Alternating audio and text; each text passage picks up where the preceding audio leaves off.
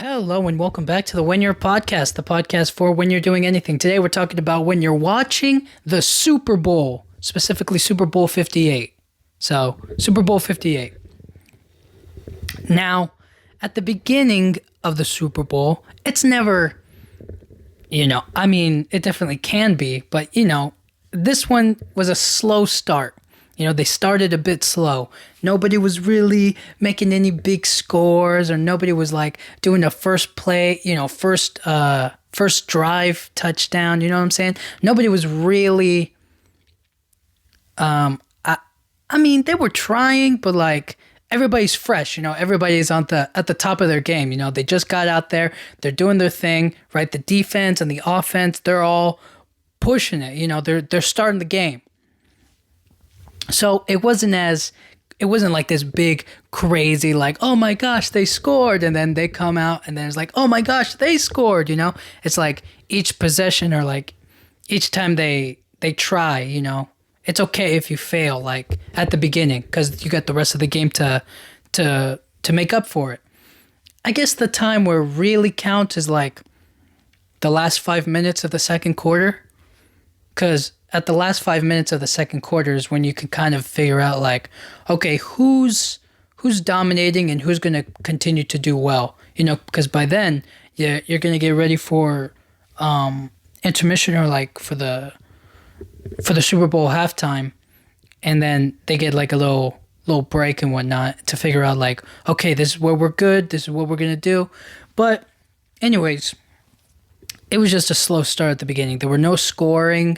No big like run down the field where it's like, oh my gosh, he could take it all the way. None of that. All right. It was kind of just like slowly but surely you're gonna get there. So, and it was kind of back and forth. It was pretty even between the teams. You sometimes usually feel like, oh, this person's like, they're not going to win, or this person's going to definitely win, or it kind of felt even between the two teams because they both did really well this season. The 49ers and the Kansas City Chiefs, they both were very fantastic. They both did a great job all throughout the year. Some losses, but they pushed out ahead and they won. So I don't know, for me this one just felt even. I couldn't pick a side to like, oh, this one's definitely going to win because the offense, you know what I mean? The offense is so perfect, or this side's going to win because their defense just destroys them. It just felt even. So the back and forth between them was kind of like, okay, it could be anybody's game. That's why I kept saying while I was watching, I was like, it's anybody's game. It's anybody's game. I was whispering it, like trying to talk to myself about it. Just like anything can happen. This is anybody's game still. It's still up in the air. And it just felt like they would start a play with like a run, just trying to get some yards, any kind of yards. And if they get let loose, then, let them run loose. But they would run it first, and then maybe they would throw it. They would always do like a second down hit. That's when they really like show off their stuff. And then third down, it's like, all right, we could pass the ball again, or we could run it just to get that last little piece in there. And I don't know if that's like,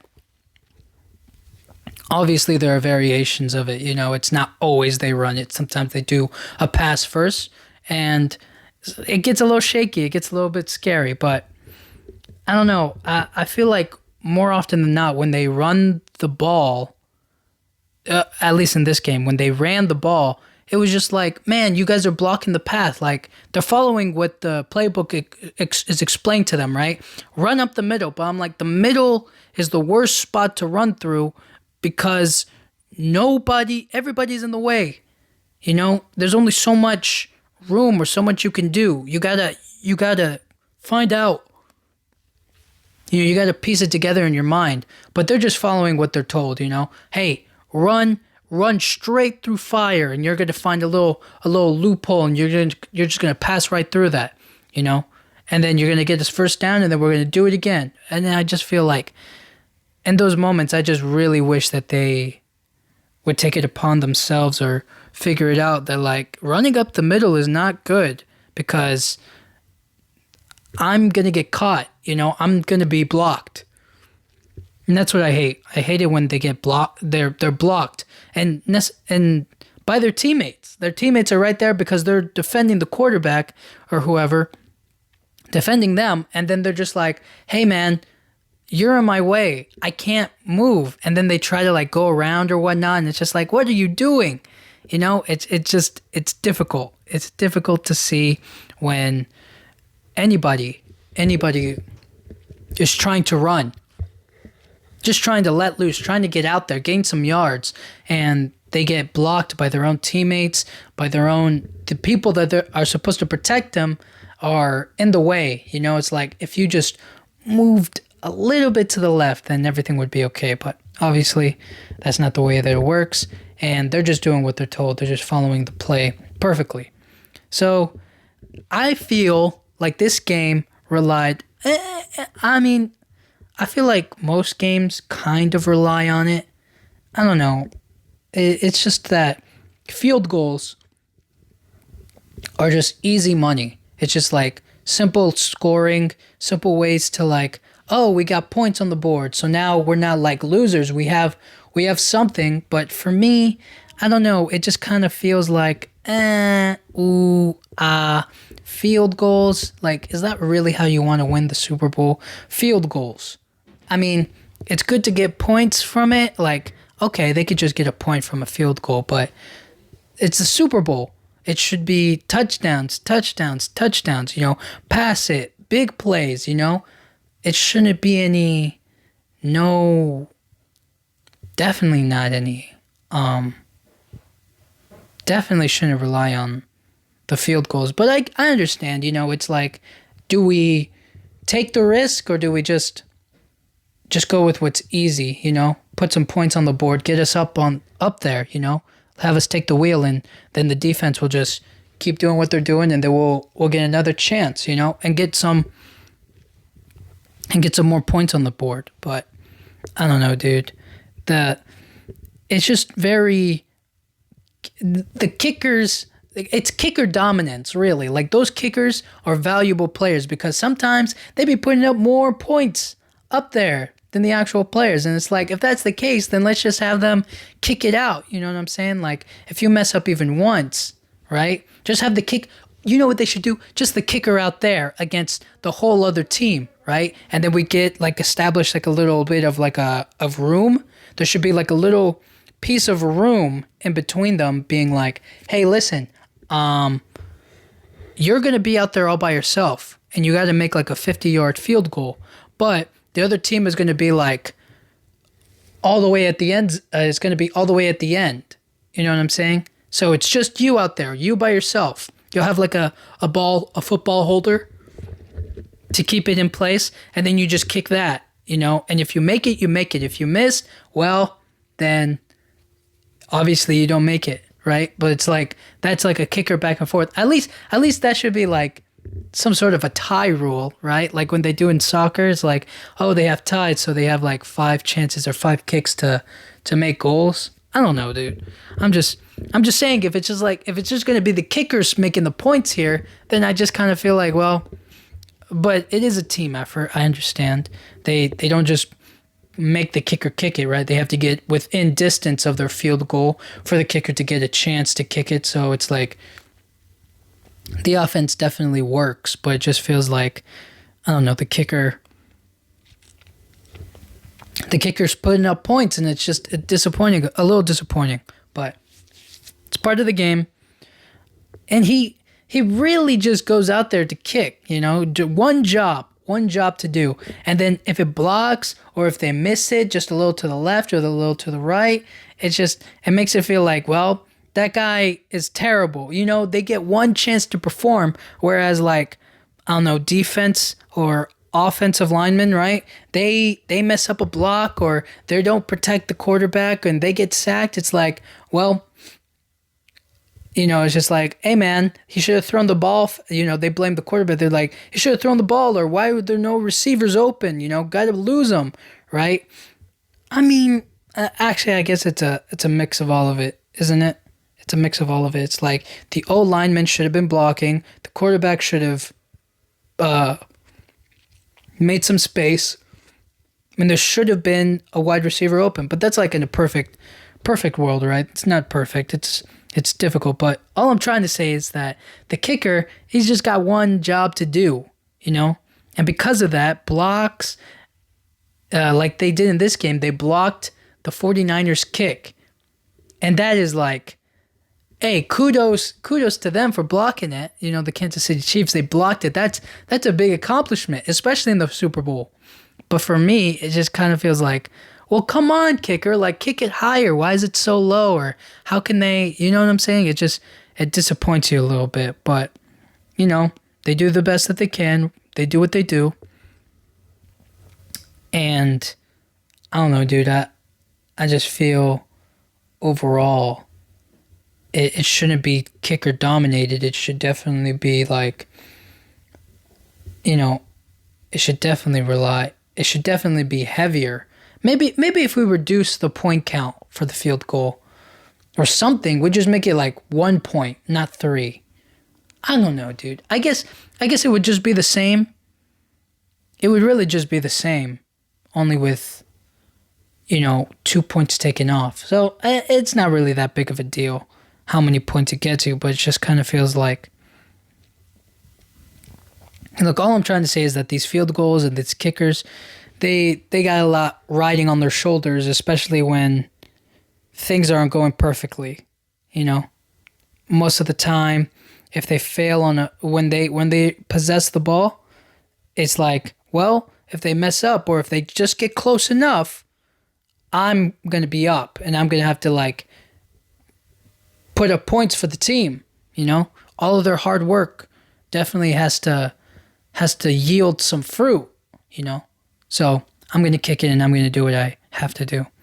And then when they do long distance kicks, they did like 2 or 3 of them in this game. And I'm always like, they're kickers. They should know how to do it. Like they practice, you know. But on the day of, with the pressure and everybody there and the team, like they just blocked the 49ers kick, or they blocked, so there's another chance they could get blocked, right? It just makes it feel like, well, anything can definitely happen in this game. And so long distance kicks are just a little bit like, will they make it? Won't they make it? And it just tosses up in your mind sometimes, just like, can they do it? Is it possible? And it definitely is. I don't think they missed any long distance kicks. Only one block. But enough about that. The Super Bowl halftime show with Usher. Oh my goodness. Okay. So they were really hyping up this one. This one was, I don't think everybody was as hype as the Rihanna one. The Rihanna one, man, everybody was going crazy over Rihanna. They were like, I'm only here for Rihanna. I'm just watching for Rihanna. Rihanna. Like, nobody else cared. You know what I'm saying? Nobody else was like, oh man, crazy. The game, it was more so like Rihanna focused. So everybody kind of like made ideas of like, they did it before with Rihanna too, but everybody was kind of like, hey, Usher should do this, and this is how he should perform, and this is how he should do things, and blah, blah, blah, blah, blah, blah, blah. And the big one that everybody was talking about was he's going to bring Justin Bieber on stage, and they're going to do their old dances and whatnot. And come to find out, he was there, but he did not perform with Usher. Usher was up there. And it's not like Usher was up there by himself, but it was mostly him and a couple of his of other artists. And I don't know, dude, they definitely could have made space for him. But on the other hand, I'm kind of like, okay, so like it definitely should have been because from my understanding is when Rihanna did her Super Bowl, it's like they're not paying her. So I'm imagining they're not paying Usher either. So if they're not paying Usher, you think Justin Bieber's getting paid? Like, it's like, no, nobody up there is getting paid. But it's just kind of feeling like, hey, man, he's not going to go up there and do it, you know? And if he does get up on the Super Bowl stage, he should do it on his own, right? He should get his own halftime performance. Why does he have to do it during Usher's, you know? It just kind of feels like do it on your own first, and then you can kind of be like, all right, can you come join? Can you come jump on? But like for his first time to be on the Super Bowl stage and for him to be just like a 2-minute guest feature, I don't know, dude. As cool as it would have been, it definitely would have been cool. Would have been amazing. But for them to do it. Instead, Usher was roller skating, which wasn't bad. It just felt like the time difference between him getting ready and changing into his roller skates and him being on stage, like the camera should have never been off him. Like he should have been definitely the main focus. Or if it does cut to something, it has to be something cool. Instead, it was just, I mean, the guitar riff was cool and the dancers on the rollerblades was nice, but like, Usher, where are you at? You know, I needed more Usher. Alicia Keys was one of the guests that he had on, and I gotta say, it was a little shaky at the beginning. Now, in her defense, I'm being told that she was sick. Okay, she was sick, and that's why she didn't deliver the, perfect. But having said that, she still messed up on that beginning note, and it was a little embarrassing, and it was kind of just like, oh, Alicia, dang it, like, and everybody was clowning her. And now, if you go onto YouTube and try to find the halftime performance, they edited the part where she messed up at the beginning to just sound normal. Now, this is the usual. I guess they've always edited it. They've always kind of like changed it a little bit to make it sound better, cooler, right? They've always vocally edited stuff. But I think the damage has already been done. Like, people already know, but they're just trying to change it now after the fact. And it could be just because this is what they always do. It's like, yeah, we'll just fix the vocals a little bit, but you sounded great. This one was like, we know she messed up, and now they're editing it, so now it's like we're trying to cover it up, which is like maybe not the case. And outside of that, Alicia did great the rest of her performance. I mean, she had some nice moments. She performed with Usher. It was cool, but it wasn't like that beginning just kind of messed her up and made her a joke, a meme. They made fun of her, and I gotta say, those memes do be funny, but it's just a shame. Lil Jon popped out, and then he did his Turn Down for What song with DJ Snake. I don't remember what DJ it was, but I was thinking about it. I was like, who cares about this? Like, I was like, this is such a waste of time. And then I thought to myself, I was like, wait a minute, this is 10 years old now. This song is like, came out in 2014. It's 2024 now. I don't know if it was 2014, maybe it's 2013 or 2015 maybe, but it's like almost, it's either a decade or almost a decade. And I was like, okay, that's why they did it. And then Lil Jon, obviously, he works with, he has his songs with Usher.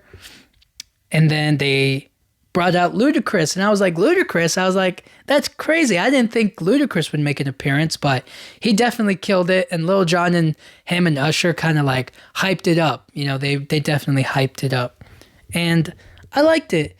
Was it the best Super Bowl performance? No. I don't know. I feel like I really liked it a lot more once he started doing like the big songs. Like, yeah, and Burn was fun. Confessions was fun. Trying to think. Man, he did a lot of great hits. It's just that some of them were kind of like, how can I explain it? It's more so the type of songs. Like, they're not big. They're great R&B records, and they're very vocally dominant, and it just felt like the Super Bowl performance is more dance heavy. Usher was moving all over the place, and he was dancing, and he couldn't catch his breath as much, or he couldn't belt out. I mean, he definitely did, but it was just kind of like, sometimes it was like he had to like stand still to do it, and other times it was like he was dancing and he had to have the audience do it and he had to have the backing track do it. So it just kind of felt a little like, oh man, it's a little too dance heavy. But anyways, after that, I was like, it was a solid performance. He did his thing. Congrats to Usher and his tour coming up.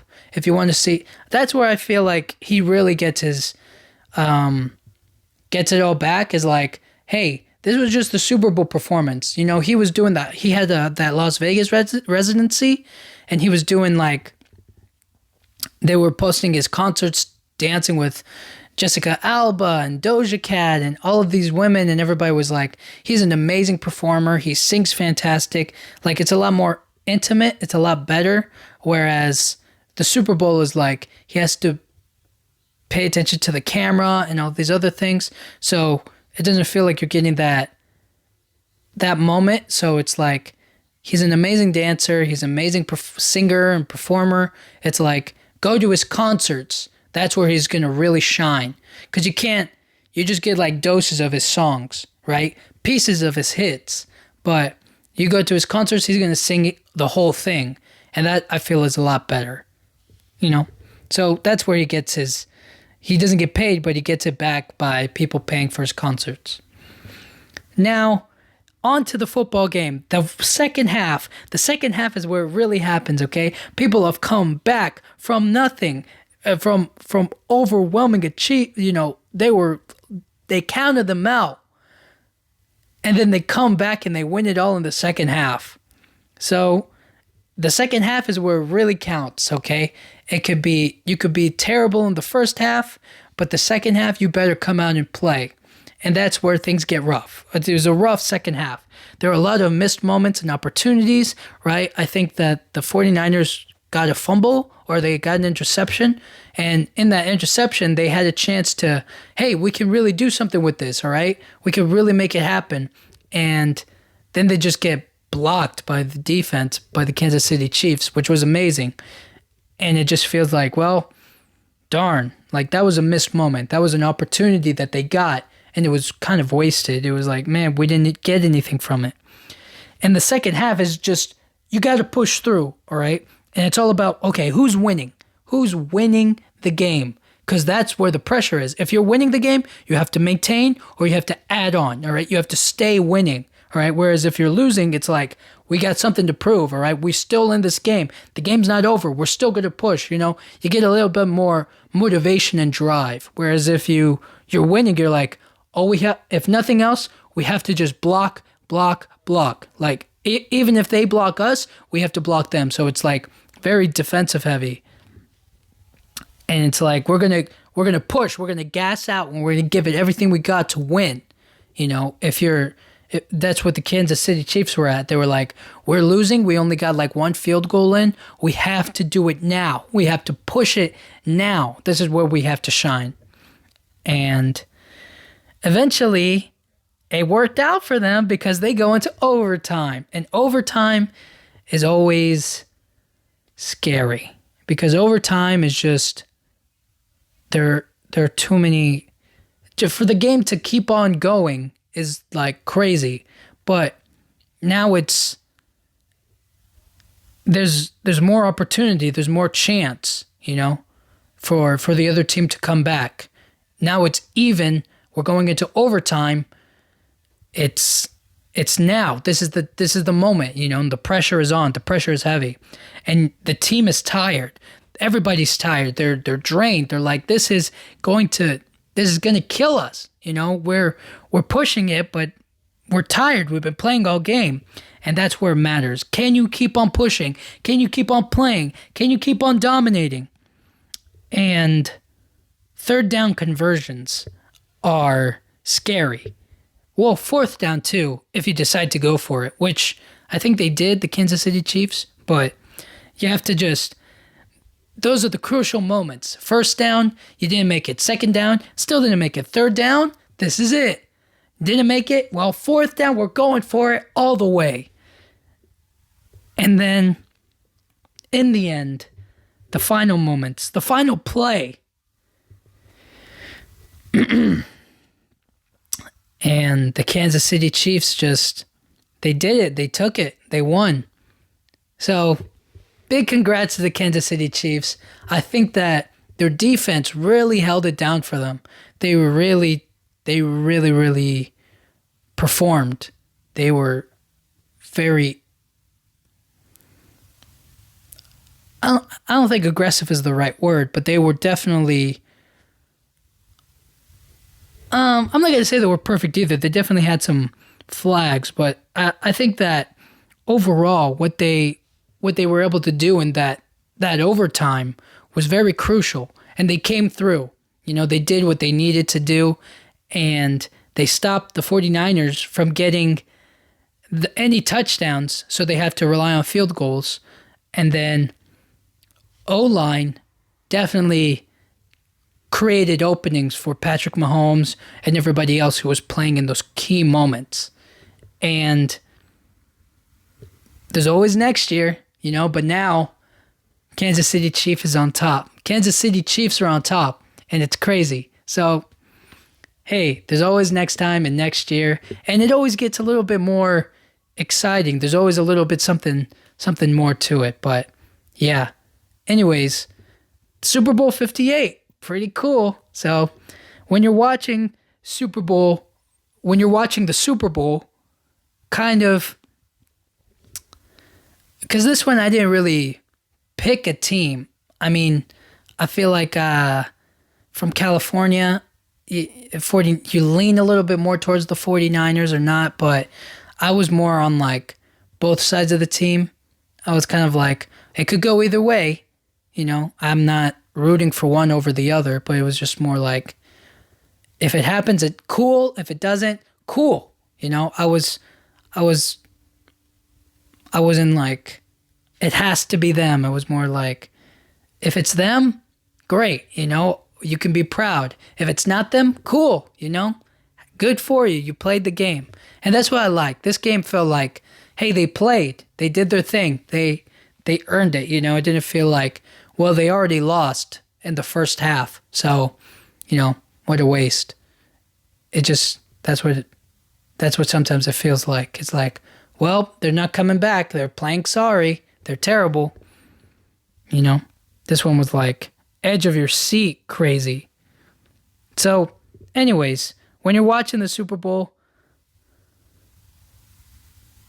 have fun with it, I think. I think you just gotta, every single play or every single moment is like, you should definitely feel it. You should be into it. That's it. When you're watching the Super Bowl, be into it, okay? Be into the commercials, like criticize them, be into the games and the plays and everything, just be into it. And when you do that, when you like put like some sort of annoyance or any kind of like emotion into it, I think you're gonna feel a lot better about it. You're gonna be like, what? You know, it's gonna be very exciting and a lot more like crazy, I think.